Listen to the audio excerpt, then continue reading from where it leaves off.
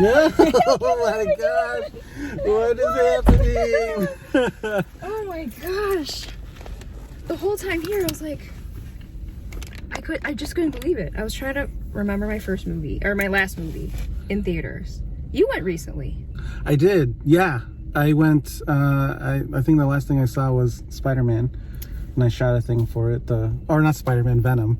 Right, okay, Yeah. so you saw Venom after you saw, Don't Breathe right, 2. with Nicole. Okay. I was looking back, and the last movie we saw, the last time you were in a car, not this car, because this is a new car. This is a couple things have happened since we've been on screen together. The last time was August of 2019. I believe it. Mm-hmm. We saw Hobbs and Shaw. Yes! That was the last time we were together. I mean, that's not a bad movie to... No, I mean, I think we should on it.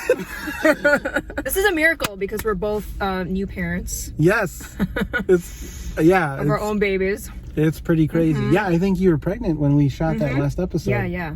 And then... The fact that I got through that, I think I just went to the bathroom once. That's pretty good. I know, for as long as that movie was. Yeah, it was like 5 hours And long. you had your snacks. Yeah, there was like 5 different endings. 5 different third acts. Yes. But yes, hello. Welcome to Reels on Wheels. Aireen is back. I'm here. It's crazy. Yeah, this is Justin. Yes, hello. We are going to go see Ghostbusters Afterlife. We're going bustin'. We are. And I think it's the right movie for us to come back together. Call it luck, call it fate, call it karma. Everything happens for a reason. But yeah, we are here. We're gonna go watch that film. And how are you feeling? This is your first time back in a theater as well. I'm excited. I know it's right because I'm more excited than like scared, you know. Oh, good. You know, yes. Safety protocols and whatnot. Yeah. And, you know, we're gonna mask up, obviously. But yeah, I'm feeling good. I'm getting more out there, and yeah, it's gonna be good. Are you excited about the movie? I'm very excited about the movie, especially because it's based on the first two. I really enjoyed the 2016 one. Yes, let's get. I know we had different opinions on that, but I enjoyed it. Yeah, when we reviewed it, I think I nonchalantly gave it like a, yeah, it's good. I have since told you that I revisited that movie, and the comedy and the humor and the special effects absolutely hold up. Yeah, you warmed up to it. You know, it's worth a second viewing. The toxicity and the vitriol for that movie is unwarranted. Like, people who are just being mean to be mean's sake. You know, it's a beloved franchise, so people have ownership. Oh yeah, they feel they have ownership of it. Yeah, so. But yeah, I'm excited. How about you? How do you feel? I am hyped. AF. I watched all the movies. Okay. We watched Ghostbusters last night. You know how when we had that discussion with Rob last year about Bill and Ted? Face the Music? It was like his most anticipated movie. Yeah, this is mine for this year. I mean, like, it's one of your #1 franchises. Yeah, probably Back to the Future, it's Ghostbusters. It's ingrained in my DNA. It's a part of my growing up. When I saw it when I was little, it was a horror film. It was scary. And then as I got older, I understood the comedy. It was entertaining when I was a kid, and it was like scary, and like the special effects were amazing. And then as I got older, especially in college, like I didn't realize how funny that movie was. And then I didn't realize that like 98% of that stuff was ad-lib. That scene with Rick Moranis where he's like walking where he's taking the coats from everyone, and it's like a long take of him like you mean at his party? At his party? Yeah, that's like a 51-second no cut. Really? Take. It's just Rick Moranis riffing and that's about just mortgages? Him, just him riffing. He's like, I got this salmon from Nova Scotia. Like, all of that he made up. Oh wow, that's brilliant. I revisited them too, and I think you touched on something. As a kid, you just kind of gravitate towards like what appeals to you. Like, all the adult humor just went over my head, as it should as a kid, right? So you just gravitate towards the ghosts and the proton packs and the humor and Slimer. And then rewatching them again over the weekend, I found myself laughing at the adult humor. I'm like, oh my god, this is like dirty. There are a couple dirty jokes in there. A couple pervy jokes, especially in the first one. Oh, for sure. I mean, Ray Stantz has a dream that a ghost gives him a beach. I know. I was like, whoa, like this isn't a kid's movie. The zipper comes undone, and then he like crosses the eyes. Like, I'm like, oh, that happened. And then in the second one, they say that Egon like basically boinked the ooze. That's basically Oh, what he yeah, said. yeah. Remember? They were Yeah. like, would you sleep with it? And then he's like, oh, you dog. we're like, wait, what? It's always the quiet ones. When you revisit it, every time you find something new to like about it. And so that is our hope, I think, for Ghostbusters Afterlife. Have you stayed away from everything? Yeah, just the trailers. You know, Okay. just pretty much watch the trailers and that's it. Okay, Yeah. good. I'm excited. I wonder if they'll bring in stuff from the cartoon too. I love the cartoon. Oh my gosh. That'd be sweet. Yeah. So I was saying I was watching everything. I try to watch the cartoon because I have the complete series and stuff. Man, cartoons were really long back then. It was like 22-minute episodes, and I was just like, all the toys. All the toys, all about the toys. I love it because like there's a little bit of it's its own universe, but my understanding is that they have the gunner seat in the car, but it's never been used in the movies. It's only been seen in the cartoon. So that's really interesting that they're taking from... They're blending, or they're merging everything together. That's so cool. I'm excited to see that gunner scene looks really cool from the trailer when he's chasing the ghost. I've been watching like all the cast interviews. Ooh, like, all right. Jimmy Fallon and Seth Meyers had the original 3. Oh, wow. So like Bill Murray, Ernie Hudson, Dan Aykroyd, they're like all talking about the film. No, you know what? You sent that and I was like, I'm going to save it till I okay, good.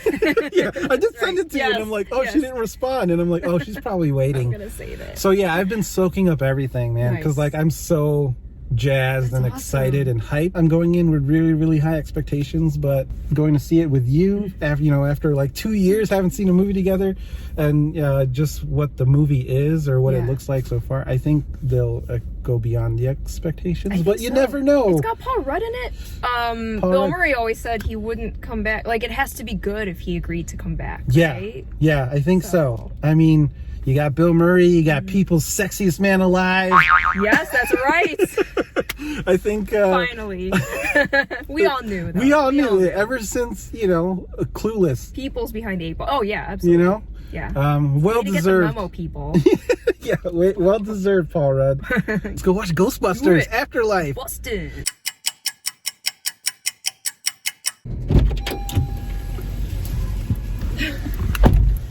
Okay, wow, it's cold out there.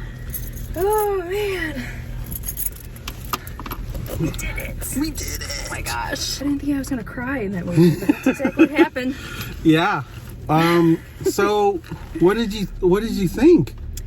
It was so well done. It was just so well done, especially having freshly watched the original movies. Yeah. Right? Do you want to do mild spoilers?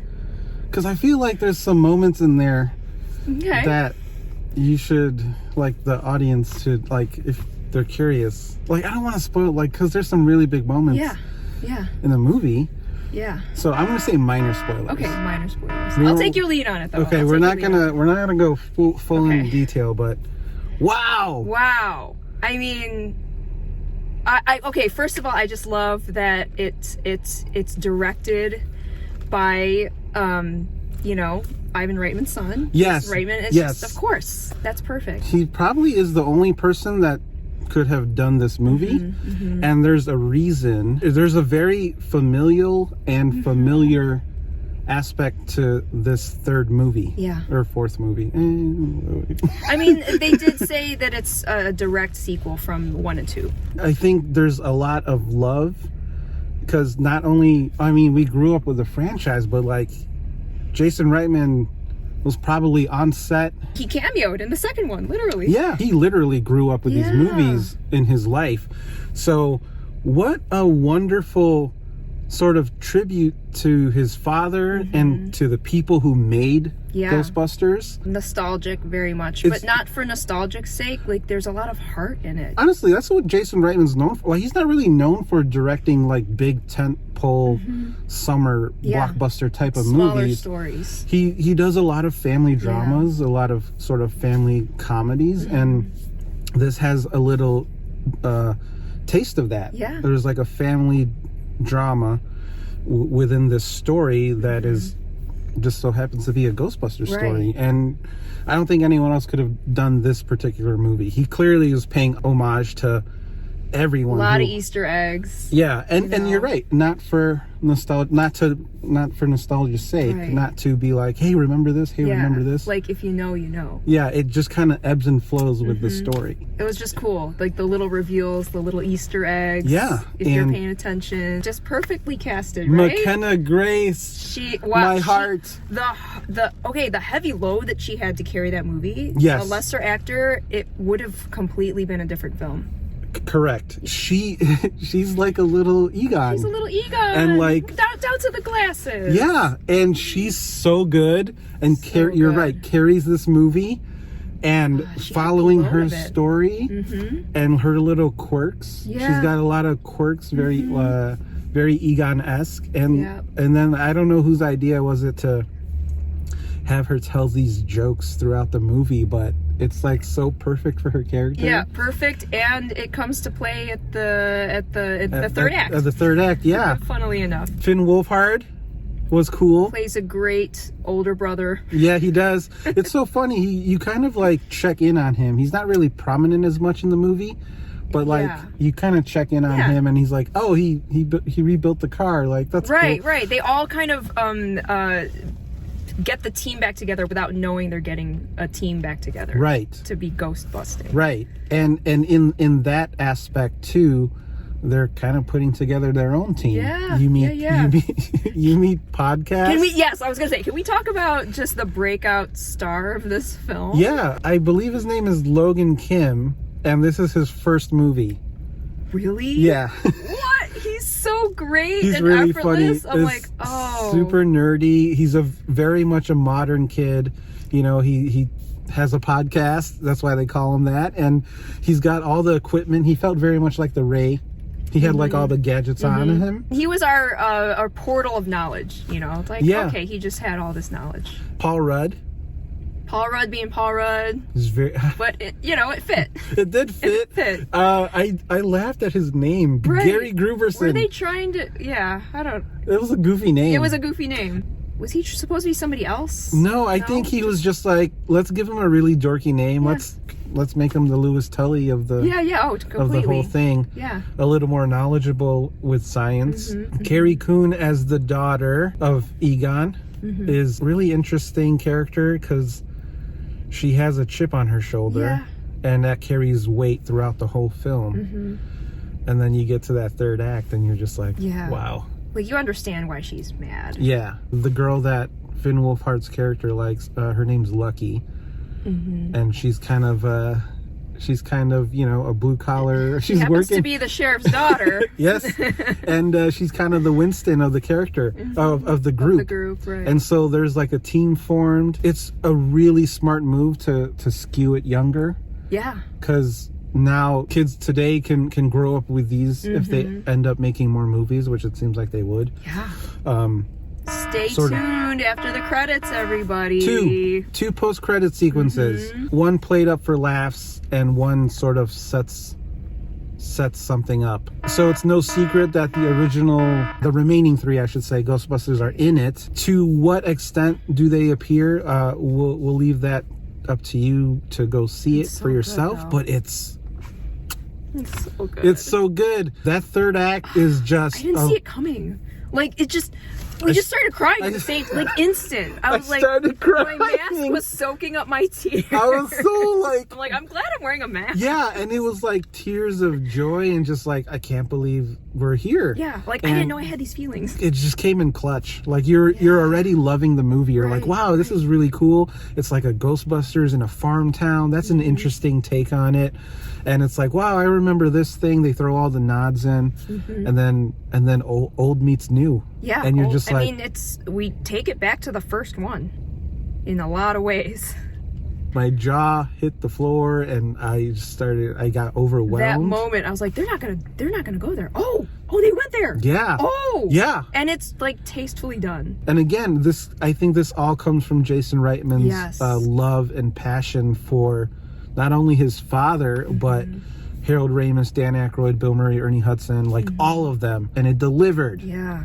huge Huge reel. ways. Yeah, I mean, yeah, major reels. reels. Like, go see this movie. And like, it's such a perfect time because it's very much a movie about family, and you got the holidays coming up. Yeah. It's very feel good. This was a great movie for me to come back to the theaters with, I think. I mean, I think it was a safe way. It was like a warm hug. Like, welcome back. Yeah. Something familiar, but something new. And honestly, like coming out of this, or I guess still living in this like sort of pandemic world. A new normal. Yeah, this new normal. It was very refreshing to dial it back a bit. And like, this movie was delayed by COVID too, right? Yeah, by a year. June, wasn't it supposed to come out June 2020? Oh my goodness, that's insane. It feels like it's the right time. Yeah. Because I think yesterday was Harold Ramis's 77th birthday. Was it? Yeah. What? Yeah. Oh, So I didn't know that. Again, this whole movie's very kismet. The fact that we're together again, and we're seeing a movie, we're giving you a Reels on Wheels review, and it happens to be Ghostbusters Afterlife. It's a nice kind of high to start the week. Yeah. Is there anything you didn't like? I think at one point in the movie, I was like, oh, so this is almost like the first plot.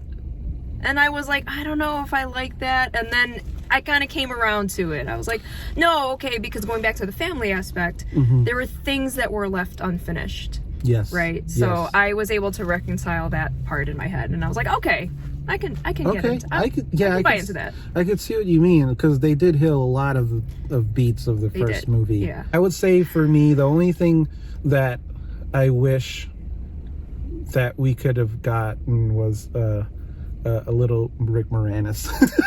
Yeah, it's like everybody came back a little bit, right? Except for him. And that's fine, but like, Rick Moranis in anything is just amazing. Yeah. And it would have been cool to see him. This is a spoiler, but like, and I didn't think about it until now, but like, there's no Slimer. They had an homage with Muncher. Yeah. They kind of did a little replacement ghost, and I didn't mind that at all. But like, now that I'm thinking about it, like, oh yeah, Slimer wasn't in it, and maybe that would have been too much, as you were saying. Like, oh, it's a lot, it's a lot of nostalgia, but I think the stuff that they did give us was just enough. They checked all the boxes, and that they fulfilled the nostalgia aspect. Yeah. They set up a new beginning. Yeah. The next generation. Yeah, too. and that's cool. In a natural, organic way. Exactly, and they really did tie the first two movies with a bow with this one. And then let's give you more of these kids. Yeah. And I would love to see more McKenna Grace. Yes. Oh my God. And her name's Phoebe Spangler. Like, come on, that's so adorable. Perfect. I like how so reverent we are that we're not even spoiling it. Usually with we're just like spoiling it left and right. I know. It's weird. It seems very special to go, if you haven't gone to the movies in a while and you're a little trepidatious, or you just want to be cautious, or you want to wait for the right movie, like, this is it. Yeah. And I don't want to take any of that excitement away from this viewing audience here. Go see Ghostbusters Afterlife. Go Busted. Yeah. For Reels on Wheels, I have been Justin. And Irene. Bye. Bye. Welcome back.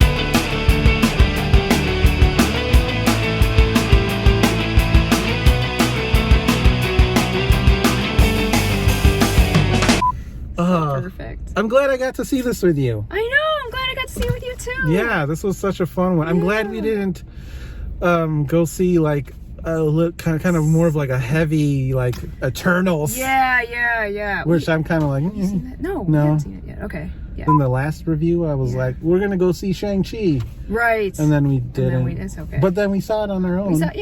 Individually. Yeah. And we both liked it. Yeah. I think you liked it more than I did. Yeah, I think so. Like Matrix. Oh my excited gosh. for that.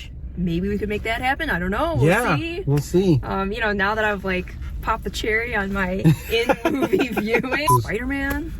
Yeah, I don't even. I mean, that movie's gonna like blow the doors off everything. I think everyone just knows the plot though. Maybe you could evolve your Halloween costumes, because you were, Tully and. Oh right, and she was Dana Zool. Barrett. Yeah, Dana Barrett as Zool. And then we dress Marty up as a little Stay Puffed. Yeah, oh my god. I'm not gonna lie, dude. When Muncher was munching on like the fire hydrant, the cheeks were like, that looked like my baby. When Marty was like on my finger like this. My baby's a big blue ghost. I remember loving Stay Puft as a kid. Yeah, me Just too. Everything Stay Puft. I think that was cooler. It's kind of nice to sit in this nice bath of for sure. Ghostbusters nostalgia.